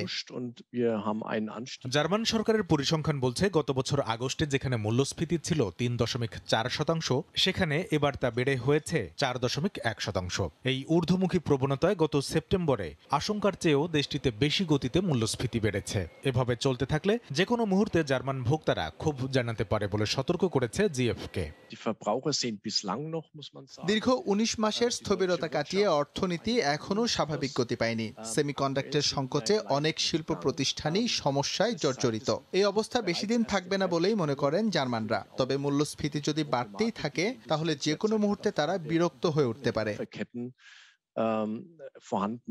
জরিপের ফলাফলে জিএফকে জানিয়েছে, বর্তমান খারাপ পরিস্থিতি থেকে দ্রুত ঘুরে দাঁড়ানোর ব্যাপারে আশাবাদী জার্মান নাগরিকদের আশঙ্কা, সহসাই পণ্যের সরবরাহ ব্যবস্থা স্বাভাবিক না হলে বড় বিপর্যয়ে পড়তে হবে সীমিত ক্রয় ক্ষমতার মধ্যে থাকা নাগরিকদের। কামরুল হাসান সবুজ, সময় সংবাদ। যুক্তরাষ্ট্রের নিউ ইয়র্কে শুরু হয়েছে 5 দিনব্যাপী বইমেলা। মুক্তধারা ফাউন্ডেশন আয়োজিত এবারের বইমেলা উদ্বোধন করেছেন কবি আসাদ চৌধুরী। বইমেলার বিস্তারিত জানতে নিউ ইয়র্ক থেকে সরাসরি যুক্ত হচ্ছেন হাসানুজ্জামান সাকি। রিচার্ড, আপনাকে ধন্যবাদ। যেমনটি আপনি বলছিলেন যে আসলে প্রবাসীদের এটি প্রাণের বইমেলা। করোনা পরিস্থিতির পরে দীর্ঘ 2 বছর পর অনেকটা সরাসরি এই বইমেলা হচ্ছে। এই বইমেলায় মানুষজন আসছেন। গত বছরও বইমেলা হয়েছে, তবে সেটি ভার্চুয়ালি ছিল। খুব এখানে সাংস্কৃতিক অনুষ্ঠান হচ্ছে। প্রতিদিনই সাংস্কৃতিক অনুষ্ঠান এক পাশে হচ্ছে, অন্য পাশে হচ্ছে বইমেলা। রাজধানী ওয়াশিংটন ডিসি থেকে আমাদের প্রবাসীর একজন জনপ্রিয় সঙ্গীত শিল্পী এসেছেন, দিনার মণি। তিনি এখন এই মুহূর্তে গান করছেন এবং দর্শকরা এসেছেন নিউ জার্সি থেকে, চিত্রশিল্পী, সঙ্গীত শিল্পী অনেকেই আছেন। আমরা পিছনে দেখতে পাচ্ছি বাংলাদেশের বিখ্যাত সঙ্গীতজ্ঞ রামকানাই দাসের মেয়ে কাবেরী দাস এবং তার নাতনি পারমিতা মুমু, দুইজনই সঙ্গীত শিল্পী, তারাও এখানে এসছেন। তাদের সঙ্গীতও এখানকার প্রবাসীরা কিছুক্ষণ পরেই শুনবেন। আমি একটু ভেতরে যাব এখন, যেখানে বইমেলা হচ্ছে। এই বইমেলা 30 বছর ধরে মুক্তধারা ফাউন্ডেশন এই বইমেলাটির আয়োজন করছে। এটি ব্যাপক আকারে হয়, কিন্তু করোনার কারণে, করোনা পরিস্থিতির মধ্যে অনেকটা সীমিত আকারে বইমেলা করতে হচ্ছে। কারণ মুক্তধারার এই বইমেলাটি আসলে এখানকার যে পাবলিক স্কুল, সেই পাবলিক স্কুলের অডিটোরিয়ামে হয়, উপরে হয় সাংস্কৃতিক অনুষ্ঠান এবং নিচে বিশাল যে প্ল্যাটফর্ম, সেই প্ল্যাটফর্মে বইয়ের মেলা বসে। কিন্তু করোনা পরিস্থিতির কারণে পাবলিক স্কুলগুলো এই মুহূর্তে দেয়া হচ্ছে না, পাবলিক কোনো অনুষ্ঠান করার জন্য সেটি দেয়া হচ্ছে না। বাধ্য হয়েই মুক্তধারার বইমেলা তারা কিন্তু বিভিন্ন জায়গায় খণ্ড খণ্ডভাবে এই বইমেলাটির আয়োজন করছে। জুইস সেন্টারে এই মেলাটির আজকে দ্বিতীয় দিন চলছে। উদ্বোধন হয়েছে এর আগে, যেটি আপনি বলেছিলেন যে কবি আসাদ চৌধুরী তিনি কানাডা থেকে ভার্চুয়ালি এই উৎসবের উদ্বোধন করেছেন। বাংলাদেশ থেকে বিভিন্ন প্রকাশনী সংস্থা তারা এই মেলায় অংশ নিয়েছে এবং মুক্তধারা ফাউন্ডেশন নিউ ইয়র্কের যুক্তরাষ্ট্রের যে বইয়ের যে প্রকাশনী সংস্থা সেটিও আছে। আমি দেখতে পাচ্ছি যে যুক্তরাষ্ট্রের লেখক, কবি, সাহিত্যিক, কমিউনিটি অ্যাক্টিভিস্ট তারা কিন্তু এখানে আছেন। সবাইকে আমরা দেখতে পাচ্ছি। মুক্তধারা ফাউন্ডেশনের যে স্টল, সেই স্টলটি আমরা দেখতে পাচ্ছি। এই স্টলের আপাতত দায়িত্বে আছেন কবি এবং সাহিত্যিক ইশতিয়াক আহমেদ রূপু। একটু বলবেন কেমন চলছে আপনাদের বইয়ের বেচাকেনা? আমাদের আজকের বইমেলার দ্বিতীয় দিন। গতকালকে বইমেলা খুব সফলভাবে বইমেলা বিশিষ্ট অতিথিদের নিয়ে আমরা উদ্বোধন করেছি এবং আজকের প্রথম দিনে ব্যাপক সাড়া মিলেছে। নিউ ইয়র্কের সর্বত্র এই বইমেলা নিয়ে আলোচনা হচ্ছে। আপনারা দেখুন আমাদের কবিরা, লেখকরা এবং সমাজের প্রত্যেকটা স্তরের আমাদের নাগরিকরা হুমড়ি খেয়ে পড়েছে এবং আমরা সবাই একই কথা, আমাদের বইমেলা সার্থক হোক, আমাদের বইমেলা সফল হোক, আমাদের বইমেলা নাগরিক জীবনের জন্য আনন্দদায়ক হোক। আমি আরও একজন রিচার্ড নারী লেখকের সঙ্গে কথা বলবো। তিনিও একজন লেখক এবং কলামিস্ট, এইচবি রীতা। একটু বলবেন যে কেমন লাগছে এই বইমেলায়? ধন্যবাদ সাকিব ভাই। বইমেলাটা আসলে আজকে এত বেশি জমজমাট হয়েছে যে আমি কয়েকটা লাইভ করেছি বিভিন্ন স্টলের প্রকাশকদের থেকে যারা বাংলাদেশ থেকে এসছেন। আমি খুবই আনন্দিত যে প্রতিটা মানুষ আমাদেরকে বলছেন যে আমরা ভেবেছি যে আমাদের বইমেলাতে হয়তো বা বইগুলো সেল হবে না, 1.5 বছর পর মানুষ বই কিনবে না, কিন্তু আমরা সীমিত সংখ্যায় বই নিয়ে এসেছি। কিন্তু আমরা যখন এখানে আসলাম আমাদের অনেক বই সোল্ড আউট হয়ে গেছে। এখন আমরা ভাবছি যে আমরা কম বই কেন আনলাম। তো এই কথাগুলো শুনে আমার খুবই ভালো লাগছে যে আমরা বই কিনছি, বই পড়ছি। অনেক অনেক ধন্যবাদ। মুক্তধারার যে বইয়ের স্টল, সেখান থেকে আমি যাচ্ছি বাংলাদেশের অন্যতম একটি প্রকাশনী সংস্থা কথা প্রকাশ। তারাও কিন্তু বইয়ের পসরা সাজিয়ে বসেছে। কথা প্রকাশের যিনি কর্ণধার জসিমউদ্দিন, তিনি বাংলাদেশ থেকে এসেছেন। কেমন লাগছে এই করোনার মধ্যে এই বই মেলাটি? আপনারা তো এর আগেও এসেছেন, এইবারের মেলাটি কেমন হচ্ছে? আসলে আমরা ভাবতেই পারি নাই যে এইবারের মেলাটা এত জমজমাট হবে এবং এই জমজমাটের পিছনে কারণ হলো আমি একটা জিনিস স্পষ্ট বুঝতে পারছি যে নিউ ইয়র্কে বাংলাদেশের বইয়ের প্রচুর ডিমান্ড আছে এবং বাংলাদেশের যে কমিউনিটি এত সুন্দরভাবে এটা আয়োজন করে এবং এই কমিউনিটির ভিতরে এত সুন্দর সমন্বয়, এটা নিউ ইয়র্ক না আসলে কেউ বুঝতে পারবে না। আমরা খুবই কৃতজ্ঞ, অভিনন্দন এই বাংলা ভাষাভাষী বাংলাদেশে যারা আছে তাদের সবাইকে। আপনাকে অনেক ধন্যবাদ জনাব জসিমউদ্দিন। আমরা কথা প্রকাশ থেকে এখন যাব বাতিঘর। ঢাকা থেকে এসেছে আরও একটি প্রকাশনী সংস্থা। সেখানে দেখতে পাচ্ছি বাংলাদেশের একজন খুবই পরিচিত লেখক, কবি জাফর আহমেদ রাশেদ আমাদের সঙ্গে আছেন। প্রথমা প্রকাশনীর দায়িত্বে তিনি ছিলেন, প্রথম আলোতে তিনি ছিলেন, একসময় সাহিত্য পত্রিকা সম্পাদনা করেছেন প্রথম আলোর। এখন বাতিঘরের তিনি প্রধান সম্পাদক এবং প্রধান নির্বাহী। জাফর আহমেদ রাশেদ, দুদিনের এই মেলা চলছে, আরও চলবে আরও 3 দিন। কেমন লাগছে আপনার? গত বছরও আপনি এসেছিলেন, মানে করোনার আগের বছরও আপনি এসেছিলেন। মেলা খুবই ভালো হচ্ছে। আমরা ভেবেছিলাম যে প্যান্ডেমিকের কারণে আমরা খুব একটা সাড়া পাবো না, মানুষজন আসবে না, কিন্তু আসলে আমাদের এইসব ধারণা সম্পূর্ণ ভুল প্রমাণিত করে অনেক মানুষ মেলায় আসছেন এবং সবচেয়ে বড় কথা হচ্ছে তারা বই কিনছেন, আমাদের সঙ্গে তাদের মধ্যে একটা যোগসূত্র তৈরি হয়েছে, আমরা খুবই আনন্দিত। তো বইয়ের বিক্রি-কিনিটা কেমন হচ্ছে? আমি প্রথম দিন হিসেবে আমি বলবো যে ভালো, আবার কাল পরশু তো বন্ধের দিন রয়েছে এখানে, শনি রোববার আরো ভালো হবে।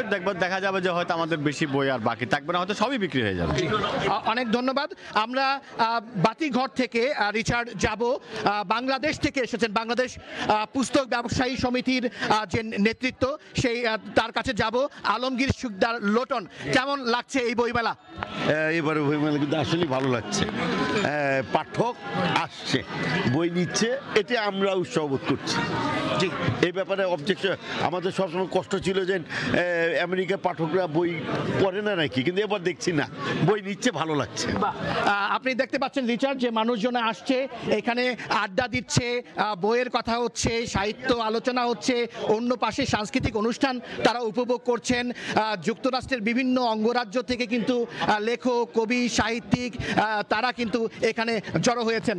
আমি আরও একটু যাব, আমি এদিকে দেখতে পাচ্ছি অঙ্কুর প্রকাশনী, অঙ্কুর প্রকাশনীও এসেছে এবারের মেলায়। তারা প্রতি বছরই আসে এবং তাদেরকে অঙ্কুর প্রকাশনীর সঙ্গে সংশ্লিষ্ট সবাইকে দেখতে পাচ্ছি।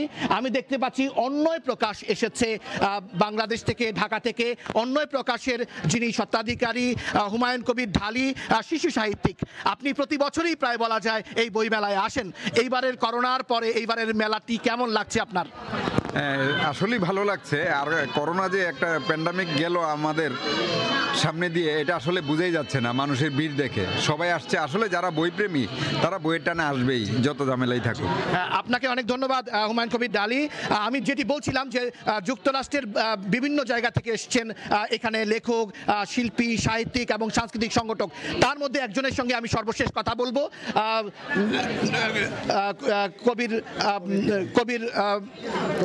কবির কিরণ। তিনি শতদলের স্বত্বাধিকারী, নিউ জার্সি থেকে তিনি এই মেলায় এসেছেন সস্ত্রীক সপরিবারে। একটু বলবেন যে কেমন লাগছে, কেমন যাচ্ছে এই মেলা? অনেস্টলি স্পিকিং আমার মনে হয় অসাধারণ একটা আয়োজন। এই আয়োজন প্যান্ডামিকের পরে আমার মনে হয় এরকম একটা বৃহৎ একটা অনুষ্ঠান আয়োজন করা হয়েছে। আমি নিজেও বই কিনেছি, হুমায়ুন আহমেদের বই কিনেছি। মানে এই যে শ্রেষ্ঠ হিমু, এটি প্রমাণ করে আজকে অনুষ্ঠানে সবাই এসছে আনন্দ করার জন্য, ভালোবাসার জন্য, বাংলা শিল্প সাহিত্যটাকে বিকাশ করার জন্য। আমরা নজরুল সম্মেলন করছি 2022 নিউ জার্সিতে জুনের। আপনাকে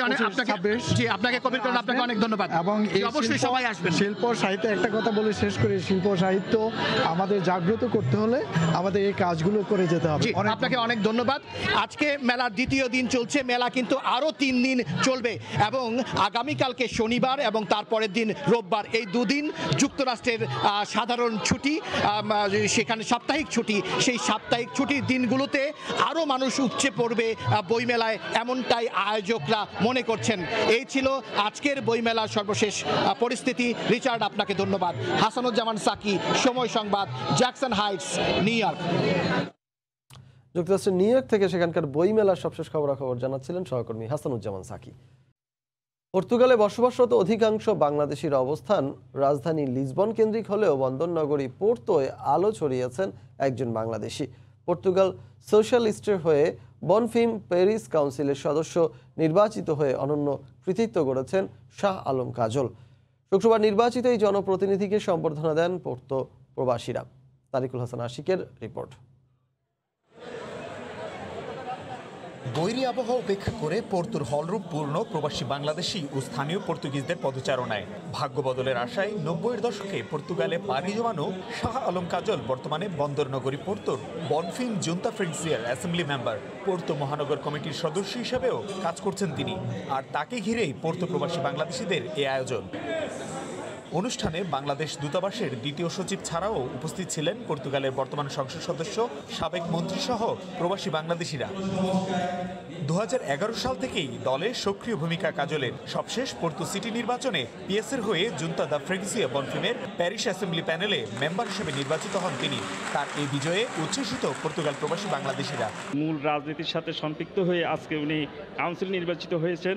এটার জন্য আমি এবং আমাদের ইউরোপের সকল বাংলাদেশি ভাই ওনাকে কংগ্রেচুলেশন জানাইবেন। জনাব শাহ আলম কাজল ভাই উনি আসলেই সমগ্র বাংলাদেশিদের জন্যই গর্ব। ওনার যে সাফল্য, সেই সাফল্যের সাথে আমরা অংশগ্রহণ করে আমরা ওনাকে সুস্বাগতম জানাই। পর্তুগালে বাংলাদেশি সহ অভিবাসীদের অধিকার আদায়ে কাজ করার প্রত্যয় ব্যক্ত করেন শাহ আলম কাজল। আমাদের পরবর্তী প্রজন্ম আরও সামনে আরও এগিয়ে যাবেন বা আরও উপর স্তরে মন্ত্রী পর্যায়ে চলে যাবেন, এটা আমরা কামনা করি।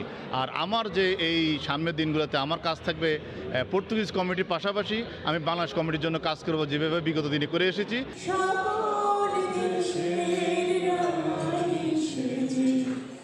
সংবর্ধনা অনুষ্ঠানে অন্যান্য অতিথিদের মধ্যে উপস্থিত ছিলেন জনপ্রিয় চিরকুট ব্যান্ডের গায়ক শারমিন সুলতানা সুমি। তারিকুল হাসান আশিক, সময় সংবাদ, Porto, Portugal. EDF Aluminium, redefine possibilities. Rajshahi Nowhata বাজারে উঠছে হরেক রকম তাজা মাছ। প্রতিদিন ভোর থেকে ক্রেতা বিক্রেতার সমাগমে জমজমাট মাছ বাজার। এই মুহূর্তে নওহাটা বাজারে আছেন সহকর্মী সাইফুর রহমান রকি। সরাসরি চলে যাব তার কাছে। রকি, রাজশাহীর পবা উপজেলার বায়া বাজার এলাকায় অবস্থিত এই মাছ বাজারটি। মূলত এখানে ভোরের আলো ফোটার পর থেকেই চাষিরা তাদের পুকুরের মাছ এবং নদী থেকে যেসব মাছ ধরা হয় সেই মাছগুলো নিয়ে তারা আসতে থাকেন বাজারে এবং এখানে হাক ডাকের মাধ্যমে সেগুলোর বেচা কেনা হয়। আপনারা দেখছেন এখানে বড় বড় আকারের যে মাছগুলো সেগুলোও কিন্তু আসছে, পাশাপাশি একদম ছোট ক্ষুদ্র মাছগুলো এখানে মিলছে। বিশেষ করে আজকের যে বাজার সেটি কিন্তু মাছের আকারের উপরে দামটি নির্ভর করছে। আমরা মৃগেল মাছ যেটি মাঝারি আকারের সেটি 180 টাকা করে কেজি দর এখানে বিক্রি হচ্ছে। এছাড়া সিলভার কাপ যেটি সেটি মাঝারি আকারের 110, 20, 30 এই দামে বিক্রি হচ্ছে। আপনারা এখন দেখছেন পুঁটি মাছ এখানে হাকডাকের মাধ্যমে বিক্রি হলো 100 টাকা কেজি দরে। আমরা কিছুক্ষণ আগে রুই মাছ বিক্রি হতে দেখছিলাম এবং রুই মাছ যেটি বড় সেটি 260 টাকা কেজি দরে বিক্রি হচ্ছিল। এছাড়া পাঙ্গাস যেটি সেটি বড় আকারের যেটি সেটি 150 এবং মাঝারি আকারের যেটি সেটি বিক্রি হচ্ছিল 100 টাকা কেজি দরে। পাশাপাশি আমরা এখানে কাতলা মাছ বড়টাই বিক্রি হতে দেখেছি 300 টাকা কেজি দরে। বোয়াল মাছ 260 টাকা আজকের বাজার দর এবং গরই মাছ দেখেছি যেটি 150 টাকা কেজি দরে এখানে হাকডাকের মাধ্যমে বিক্রি হয়েছে। এছাড়াও ছোট মাছের মধ্যে আমরা দেশি কই এখানে দেখেছি, নদী থেকে বেশ কিছু দেশি কই উঠেছে, সেই কইগুলো হাকডাকের মাধ্যমে এখানে বিক্রি হচ্ছে এবং কই যেটি বিক্রি হয়েছে 220 টাকা, ফলি মাছ 300 টাকা কেজি দরে আজকের বাজার বিক্রি হয়েছে। সব মিলিয়ে কিন্তু আজকে আমরা মাছের দাম কিছুটা বেশি দেখছি। এর কারণ হিসেবে ব্যবসায়ীরা বলছেন আজকে রাজশাহীর যে বায়া মাছ বাজার সেখানে মাছের যে আমদানি সেটি কিন্তু গত দু এক দিনের চেয়ে কমে গেছে, যে কারণে মাছের দাম কিন্তু আজকে চড়া রয়েছে এমনটাই আসলে বলছেন।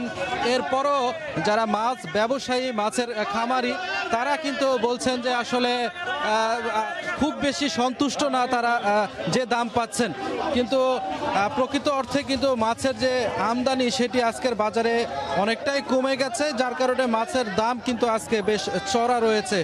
এছাড়াও আমরা অল্প কিছু ক্রেতাকে দেখেছি যারা মূলত এখান থেকে মাছ কিনে নিয়ে যাচ্ছেন বাসার জন্য। তারা বলছেন যে আজকে আসলে মাছের যে দর তারা দেখছেন সেটি গত দু একদিনের চেয়ে একটু বেশি মনে হচ্ছে তাদের কাছে। তবে আমরা এখানে যেসব ক্ষুদ্র ব্যবসায়ীরা আসেন মূলত এখান থেকে মাছ কিনে তারা এই রাজশাহীর বিভিন্ন প্রান্তে নিয়ে যেয়ে বিক্রি করেন, পাশাপাশি সাহেব বাজার এলাকায় নিয়ে গিয়ে বিক্রি করেন, ফেরি করে বিক্রি করেন। তারাও কিন্তু এই মাছের ডাকাডাকিতে অংশ নিচ্ছে, তারা মাছ কিনছেন এবং তারা যেটি বলছেন যে আসলে আজকের বাজার দর কিছুটা বেশি চলছে, সে তুলনায় তারা বাজারে বিক্রি করে খুব বেশি লাভের সম্ভাবনা নেই, তারা এমনটাই আসলে বলছেন। আপনারা দেখছিলেন সবচেয়ে মজার যে বিষয়টি সেটি হচ্ছে এই বাজারে কিন্তু একেবারে তরতাজা যে মাছগুলো সেগুলোই কিন্তু পুকুর থেকে এনে এখানে বিক্রি করা হয়। পাশাপাশি এখান থেকে এই মাছগুলো দেশের বিভিন্ন প্রান্তে ট্রাকে করে নিয়ে যেও কিন্তু বিক্রি করা হচ্ছে। সব মিলিয়ে জমজমাট এই বাজার এমনটাই বলা চলে। এই ছিল আমার কাছে রাজশাহী থেকে মাছ বাজারের সর্বশেষ। রাজশাহী নওহাটা মাছ বাজারের সবশেষ খবরাখবর জানাতে আমাদের সঙ্গে যুক্ত হয়েছিলেন সহকর্মী সাইফুর রহমান রকি। দেখছেন ভোরের সময়। অধিক লুমেনের ক্লিক এলইডি বাল্ব অন্যান্য বাল্বের চেয়ে দেয় বেশি আলো আর উজ্জ্বল থাকে দীর্ঘদিন। চুক্তির সময় ঘনিয়ে আসলেও সংরক্ষিত 90,000 মেট্রিক টন আলু নিয়ে বিপাকে ঠাকুরগাঁওয়ের হিমাগার মালিকরা। লোকসানের ভয়ে কৃষক ও ব্যবসায়ীরা সময় মতো কোল্ড স্টোরেজ থেকে আলু বের না করায় এমন পরিস্থিতির সৃষ্টি হয়েছে। মালিকরা বলছেন সময় মতো পণ্য বের না করা হলেও হিমাগারের মেশিন বন্ধ থাকবে। ঠাকুরগাঁও থেকে জিয়াউর রহমান বকুলের তথ্য ও সুমন হোসেনের ছবি নিয়ে প্রতিবেদন। বাজারে কাঙ্ক্ষিত দাম না পেয়ে ঠাকুরগাঁওয়ে মাসের পর মাস হিমাগারে মজুতকৃত পচন ধরা আলু আলাদা করার কাজে ব্যস্ত শ্রমিকরা। উৎপাদন ও সংরক্ষণ ব্যয় কেজি প্রতি 18 থেকে 19 টাকা পড়লেও এখন পাইকারি বাজারে 16 থেকে 17 টাকা কেজিতে বিক্রি হচ্ছে। তাই বেশি দামের আশায় কৃষক ও ব্যবসায়ীরা হিমাগারে রেখেছেন 50 ভাগ আলু। চুক্তির সময় ঘনিয়ে আসলেও আলু বের না করার অনীহায় আলু পচে নষ্ট হচ্ছে হিমাগারে। এছাড়া আগামী মাসে নভেম্বরের মাঝামাঝি সময়ে চুক্তির মেয়াদ শেষ হলেই বন্ধ করা হবে হিমাগারের কার্যক্রম। এমন প্রেক্ষাপটে দ্রুত মজুতকৃত আলু বের করার উদ্যোগ না নিলে হাজার হাজার মেট্রিক টন আলু নষ্টের শঙ্কা সংশ্লিষ্টদের। আলু বাইর করতেছি না, যে আগে আলুর দাম ছিল না, বহু টাকা লস। হিমাগার কর্তৃপক্ষ আপনার মেশিন বন্ধ করে দিবে, এর মধ্যে যদি বিক্রি না হয় তাহলে পর্যাপ্ত আলু আবার নষ্ট হয়ে যাবে। হিমাগারে অনেক আলু পর্যাপ্ত মতো আছে, বাজারে নিয়ে আসতেছে না, দাম ওরা বাড়ার জন্য আর কি। আর এখন যদি আলুটা বিক্রি না করে কৃষকরাও ক্ষতিগ্রস্ত হবে, কোলেস্টোরও ক্ষতিগ্রস্ত হবে, আমরাও ক্ষতিগ্রস্ত হবে। এই বাজার পরিমাণ আলু বিক্রি করলে লস হচ্ছে, আমাদের কৃষকের লস হচ্ছে, ব্যবসায়ীদেরও লস হচ্ছে। বর্তমান বাজার দরে আলু বিক্রি করলেও কিছুটা পুষিয়ে নেওয়া সম্ভব, আর আলু বের না করা হলে অধিক লোকসানে পড়বে বলে মনে করে হিমাগার কর্তৃপক্ষ। 15 নভেম্বরের মধ্যে যদি আলুগুলো বের না হয় তাহলে আমরা একাধারে ব্যাংকের কাছে ঋণী থাকব এবং আমাদের যে বিদ্যুৎ বিল সেটাও আর পরিশোধ হবে না। সেক্ষেত্রে হিমাগার মালিকগুলো আমরা যথেষ্ট একেবারে বড় একটা সমস্যায় পড়ব। এই অবস্থায় আমরা হিমাগার যারা কর্তৃপক্ষ আছে আমরা মনে করতেছি হয়তো অচিরেই আলুর দামটা আরও কমে যাবে। এই অবস্থায় যদি কৃষক আলু বিক্রি না করে হয়তো কৃষক আরো ক্ষতিগ্রস্ত হবে। চলতি বছর জেলায় 28,500 হেক্টর জমিতে 7,41,000 মেট্রিক টন আলু উৎপাদন হয়েছে। জেলার 15টি হিমাগারে 1,80,000 মেট্রিক টন আলু সংরক্ষণের ব্যবস্থা রয়েছে। সময় সংবাদ, ঠাকুরগাঁও। নওগাঁর হাটে বেড়েছে শীতের নানা জাতের সবজির সরবরাহ। বিভিন্ন রকম সবজি সকালেই ক্ষেত থেকে তুলে নিয়ে কৃষকরা হাটে আসছেন। সবজি বেচাকেনার খবর জানাতে নওগাঁর বদল গাজী হাটে আছেন সহকর্মী MR রকি। সরাসরি চলে যাব তার কাছে। রকি। রিচার্ড, আপনাকে ধন্যবাদ। অক্টোবরের প্রথম সপ্তাহ থেকে কিন্তু শীতের বিভিন্ন জাতের সবজি এই প্রান্তিক হাটগুলোতে বেশ সরবরাহ লক্ষ্য করছি এবং সরবরাহ কিন্তু দিন যত যাচ্ছে আস্তে আস্তে বাড়ছে এবং প্রান্তিক পর্যায়ের এসব হাটগুলোতে কিন্তু এখন জমজমাট একটা কারবার আমরা লক্ষ্য করছি এবং এবছর কিন্তু শীতের আগাম সবজির সরবরাহের যে দিক থেকে প্রথম থেকে কিন্তু একটা ভালো দর এখানে আমরা লক্ষ্য করছি এবং চাষিরা কিন্তু আগাম একটা দরের আশা নিয়ে এই জাতীয় সবজি কিন্তু তারা চাষ করে থাকেন। তবে এবার চাষিরা যে বিষয়টি বলছেন যে প্রাকৃতিক বালাই কম থাকার কারণে কিন্তু শীতের সবজির একটা ভালো বাজার দর পাচ্ছেন এবং এরকম একটি দরকে ঘিরেই কিন্তু তারা দীর্ঘদিন ধরে প্রত্যাশা করে থাকেন। তো হাটগুলোতে আমরা যে বিষয়টি দেখতে পাচ্ছিলাম যে এখানে লাউ, কপি, পাতাকপি, ফুলকপি এবং মূলা এই জাতীয় সবজির সরবরাহটা এখানে বেশি লক্ষ্য করা যাচ্ছে। দূরের পাইকারের উপস্থিতিও বেশি এখানে আমরা দেখতে পাচ্ছি এবং সরবরাহ যত বেড়েছে দরদাম প্রতি পিস পাতাকপি, ফুলকপি বিক্রি হচ্ছে 25 থেকে 30 টাকা, মূলা 30 টাকা কেজি। অন্যদিকে অন্যান্য যেসব শীতের সবজি রয়েছে এই সবজির আগাম জাতের সবজির দরের জায়গাটা কিন্তু ভালো একটা পাচ্ছেন বলছে চাষিরা। তবে জেলা কৃষি বিভাগের পক্ষ থেকে বলা হয়েছে এবছর কিন্তু শীতের আগাম সবজির চাষ ব্যাপক হয়েছে। বিশেষ করে পুরো জেলা মিলে 14,000 হেক্টর জমিতে শীতের বিভিন্ন সবজি চাষ করেছেন এবং এই জাতীয় সবজির কিন্তু একটা আগাম বাজারকে ঘিরেই চাষিরা চাষ করে থাকেন। তো হাটগুলোতে যে বিষয়টি এখানে দেখতে পাচ্ছিলাম যে প্রান্তিক এসব হাটে কিন্তু দূরের ব্যাপারীর উপস্থিতি গেল কয়েকদিনের ব্যবধানে এসেছে। এখান থেকে পাইকাররা কিনে নিয়ে গিয়ে তারা কিন্তু বিভিন্ন জায়গায় সরবরাহ করে থাকেন। তবে এইসব হাটে আরেকটি বিষয় যেটি বলা হচ্ছে যে পরিমাণ বিক্রেতা বা ক্রেতার সমাগম হয় অনেক সময় কিন্তু ব্যবসায়ীদের দিক থেকে কিন্তু হঠাৎ করে দাম কমিয়ে দিয়ে এই জাতীয় সবজি কিন্তু তাদের মুনাফার জায়গাটা প্রকৃতপক্ষে কৃষকরা পান না। নজরদারি তারা দাবি করছেন যে হাটগুলোতে যেন চাষিদের প্রকৃত বাজার ব্যবস্থা নিশ্চিত করা যায়, এরকম একটি বাজারকে ঘিরেই কিন্তু তাদের এই স্বপ্নটা লালন করা হচ্ছে। তবে জেলা কৃষি বিভাগের পক্ষ থেকে বলা হয়েছে এবছর কিন্তু যে পরিমাণ সবজি চাষ হয়েছে 14,500 হেক্টর জমিতে পুরো জেলায়, এবং সবজির প্রথম পর্যায়ে যেসব সবজিগুলো আসছে এই জাতীয় সবজির কিন্তু একটা দরের জায়গাটা এবছর ভালো থাকার কারণে চাষিরা বেশ খুশি বলছেন কৃষি বিভাগ এবং প্রান্তিক চাষিরা। তবে হাটগুলোতে কিন্তু এখন সরবরাহ দিন দিন বাড়ছে, প্রতিদিনই কিন্তু চাষিদের দিক থেকে কিন্তু বিভিন্ন ধরনের সবজি তারা নিয়ে আসছেন। বিশেষ করে এর পরবর্তী মৌসুমগুলোতে তারা যেসব সবজি নিয়ে আসবেন এরকম একটি বাজারকে ধরে রাখার জন্য চাষিদের পক্ষ থেকে দাবি জানানো হয়েছে। প্রকৃতপক্ষে বাজার যেন তারা পান, এই বাজারকে নিশ্চিত করার জন্য বাজারগুলোতে নজরদারি তারা দাবি করছেন। কারণ এসব প্রান্তিক হাট থেকে শহরের হাটের কিন্তু দরের জায়গাটা অনেকটা দ্বিগুণ বা তিনগুণ পর্যন্ত এখানে লক্ষ্য করা যায়।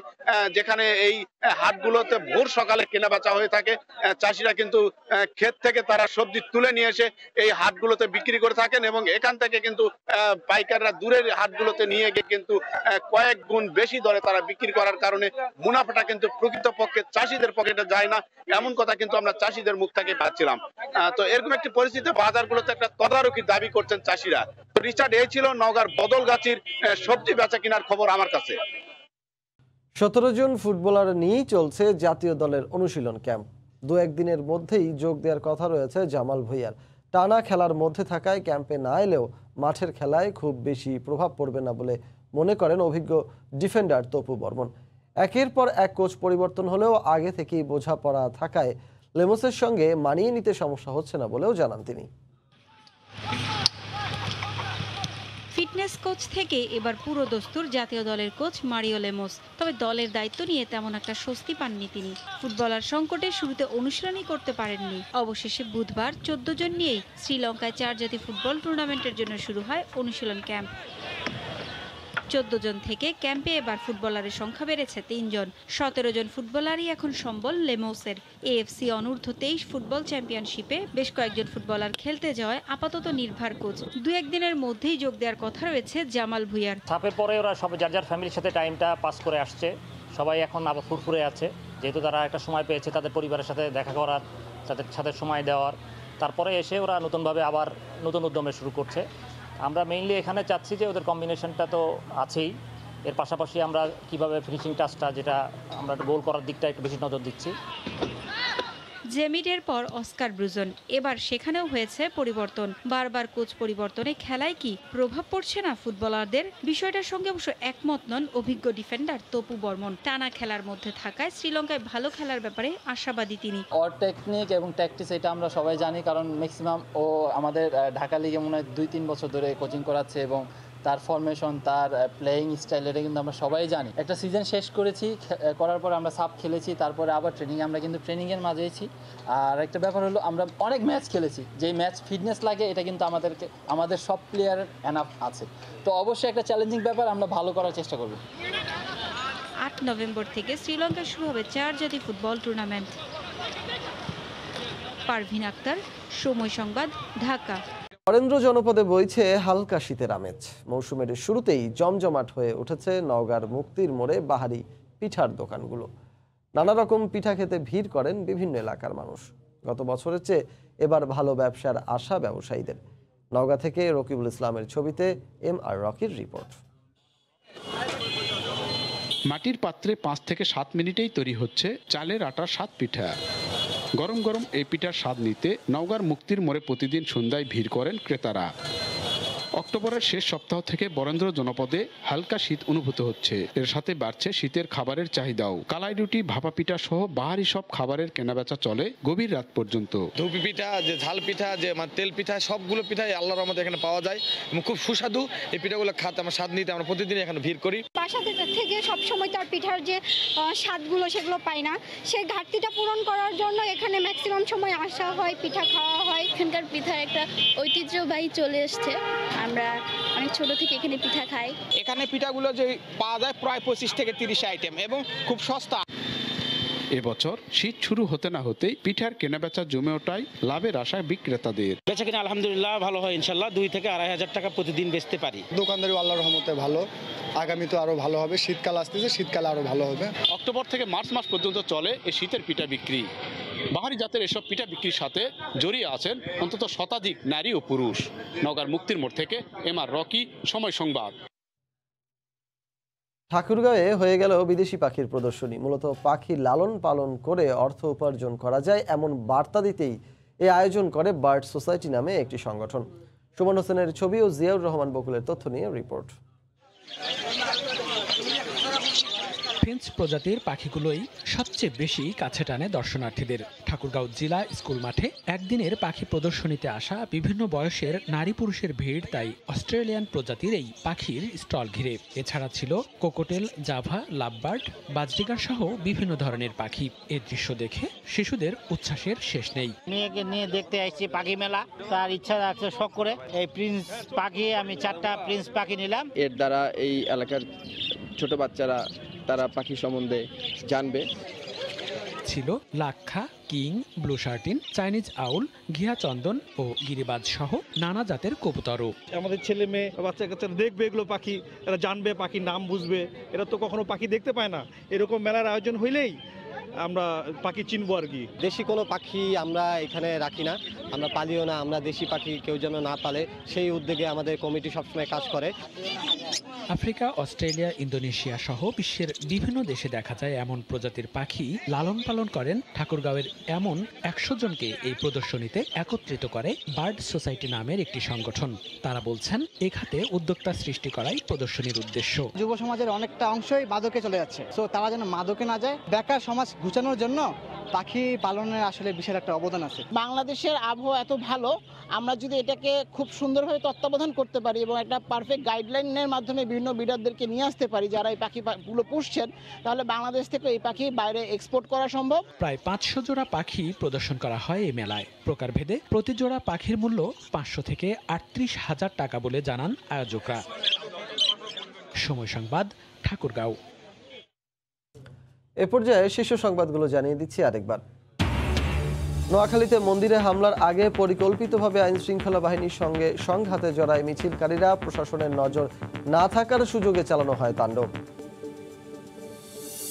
ধাক্কাধাক্কি করে ওঠা তো সম্ভব না মেয়েদের পক্ষে। বিআরটিসি নারী বাস তো সংখ্যায় কম। রাজধানীতে গণপরিবহন সংকটে চরম দুর্ভোগে নারীরা। নির্ধারিত আসনও পুরুষদের দখলে। যাত্রী সংকটের অজুহাতে বিআরটিসি নির্ধারিত 17টি বাসের 13টি বন্ধ। পুরোদমে এগিয়ে চলছে পদ্মা সেতুর কর্মযজ্ঞ। শেষ সড়ক পথের শেয়ার পকেটের কাজ। শিগগিরই মূল সেতুর কার্পেটিং শুরু। যানবাহন চলাচলের জন্য দ্রুত খুলে দেওয়ার প্রত্যাশা। বছরের প্রথম দিন শিক্ষার্থীদের হাতে নতুন বই তুলে দেয়া নিয়ে অনিশ্চয়তা। চুক্তি হয়নি ছাপানোর। পছন্দের প্রতিষ্ঠানকে কাজ পাইয়ে দিতে টালবাহানার অভিযোগ। এই ছিল ভোরের সময়ে, সঙ্গে থাকুন সময়।